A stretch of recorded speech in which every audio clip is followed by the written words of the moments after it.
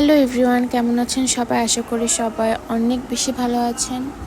আজকে আমি প্রথমবারের মতো ট্রাই করব কিউকাম্বার পিকলস রেসিপি। তার জন্য আমি এখানে ফ্রেশ কিউকাম্বার, মরিচ আর রসুনের কোয়া নিছি। তো শসাগুলোকে আমি ভালো করে ধুয়ে এভাবে স্লাইস করে কেটে নিছি। এটা বিভিন্ন শেপে কাটা যায়, আমি এভাবেই স্লাইস করে করে কেটে নিছি। গরম পানিতে এই জারটাকে দিয়ে ভালো করে কিছুক্ষণ ক্লিন করে নিব, যাতে এর মধ্যে কোনো রকমের ব্যাকটেরিয়া না থাকে। এখানে শসাগুলোকে ভালো করে টিস্যু পেপার দিয়ে আমি মুছে নিব, যাতে কোনো পানি না থাকে। যদিও এটা প্রপার রেসিপি আমি জানি না, এটা জাস্ট আমি নিজের মতো করে ট্রাই করছি, জানি না হবে কি না।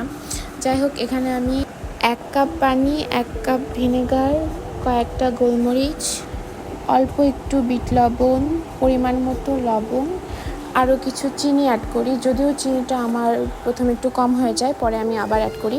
তো এগুলোকে ভালো করে জাল দিতে হবে। তারপরে আমি শসাগুলোকে জারের মধ্যে এইভাবে সুন্দর মতো রেখে দেব। আর শসাগুলোকে একদমই ফুলফিল করে দিতে হবে, যাতে করে কিনা কোনো ফাঁকা না থাকে। তারপর মরিচ, রসুনের কোয়া আর এই শুকনো মরিচগুলোকে একদমই কুচি কুচি করে কেটে দেবো। শুকনো মরিচ দেওয়াটা অপশনাল, বাট যদি স্পাইসি বেশি চান সো এটা আপনারা দিতে পারেন।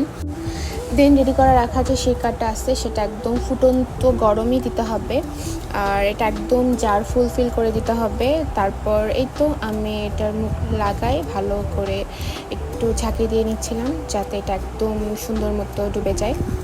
তো এইভাবে আমি পিকলসটাকে রেডি করি। তো এটা 3 দিন রাখার পরে ট্রাই করতে হবে যে এটা কেমন হয়েছে। তো এই ছিল আজকের ভিডিওতে। বাই।